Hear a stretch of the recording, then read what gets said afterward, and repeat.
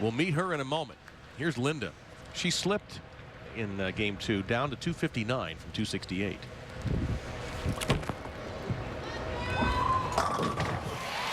You know, that might have been on videotape for all I know, because that's pretty much what she's done every single time. The left lane for her has a little bit more hold. It gives her a little more area. I'm not surprised that Leanne got her to switch lanes.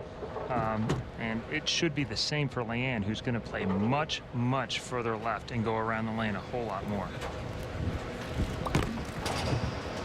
She went way out there and gets a little kiss on that 10-pin. Well, Leanne was an incredible player on the PWBA, 26-time champion, and has been on television over 100 times. This is not new to her. No, watch this ball get all the way out to about the 5th board. And all that roll and all that angle is what knocks that 10-pin out at the end. However, in that incredible Hall of Fame, USBC Hall of Fame resume, she does not have an Open Championship. That's a good way to get it. She did win the USBC Queens in 1999. ESPN's coverage of Major League Baseball continues on ESPN Sunday and Tuesday night. First on Sunday Night Baseball at 8 Eastern, both teams that call the city of Los Angeles home take the field when Matt Kemp leads the Dodgers against Torrey Hunter and the Angels. Then catch the National League Central battle Tuesday night at 7 Eastern as Joey Votto and the Reds meet Matt Holliday and the Cardinals. Major League Baseball on ESPN Sunday and Tuesday. Both games are also available online at ESPN3.com. And so these two, not surprisingly, throwing big punches early. She has a 2nd, a 3rd, a 4th, and a 5th, so she's no stranger to this final either.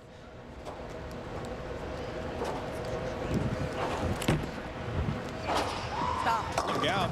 Boy, just at this point, seriously, on your way home tonight, go to the gas station, buy about 20 lottery tickets. Make sure she pays for them, though, because at this point, she's getting everything. There you see how it started with Lynda Barnes, 268. Then Liz Johnson ended up with a 225. That's pretty good, but you see it didn't do her any good. And now the formidable Leanne Hulsenberg. And speaking of formidable, Kelly Kulick awaits the winner for the championship. Oh, boy. Really? All right, now that's out of your page. Complaining about this shot and still getting it straight. She can be a touch of a perfectionist as well. It's not just you, huh? By the numbers, this is about a board inside at the arrows, a board and a half. But as I alluded to earlier, this left lane has more hold. That would not have held in the first game. It is holding now. Oh, there's a ringer. That's a good-looking shot all the way. Wow, is this a good shot here? You see, Lynda's playing about the 12th board, 13th board. Leanne is playing the 20th board at the arrow. 7 full boards deeper, about 14 or 15 deeper with her feet.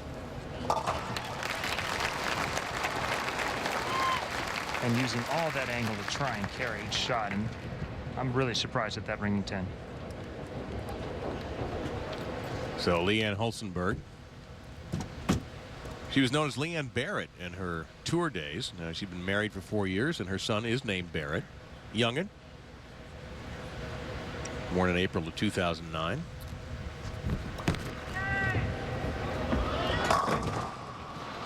And again, a stubborn 10.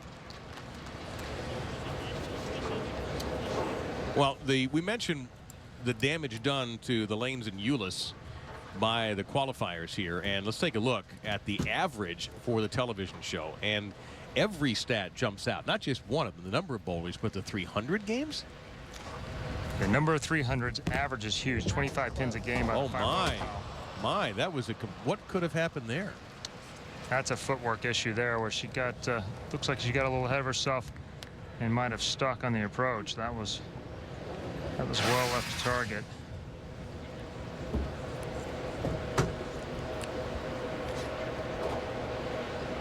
Yeah, he looks down at her foot immediately. The foot went out from underneath her.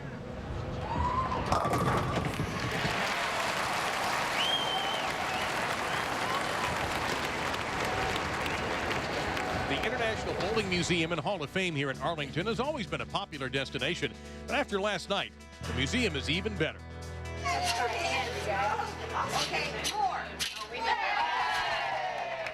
Welcome to the new wing and 50 years of professional women's bowling. The new exhibit features the great names of the past and the faces of today's women's professionals.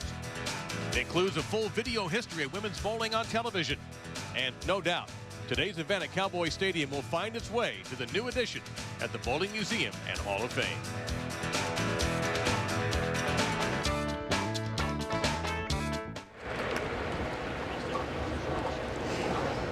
So Lynda Barnes with the front five. And here's how she did it. See here, got the ball going a little bit further right than last time. This one comes up a little bit light, but sends everything to the left.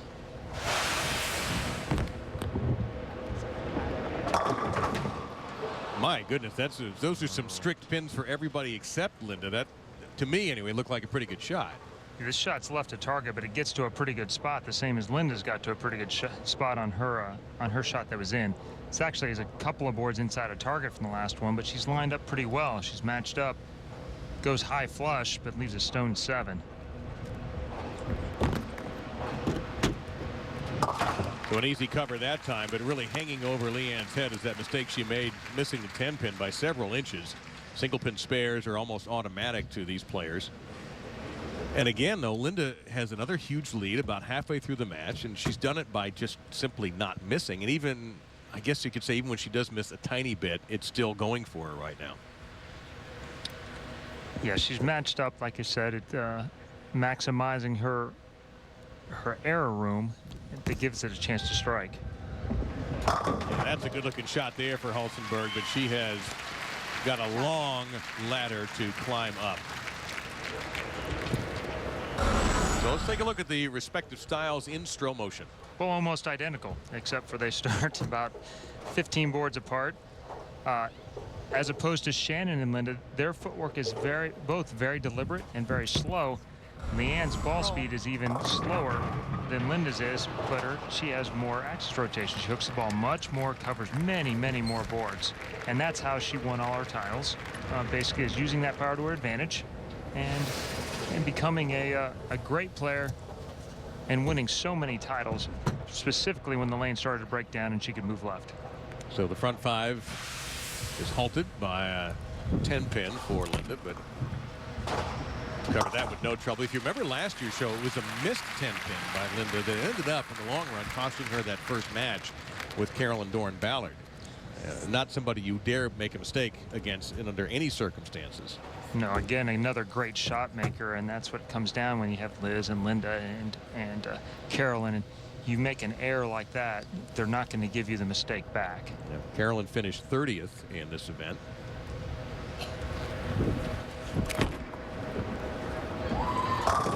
Solid, just absolutely, there's nothing else you can say at this point. The performance of Lynda Barnes thrilling her boys, and the boy next to me over here is pretty happy too. And so is a huge crowd at Cowboys Stadium. One of these guys could end up with $1 million from mom.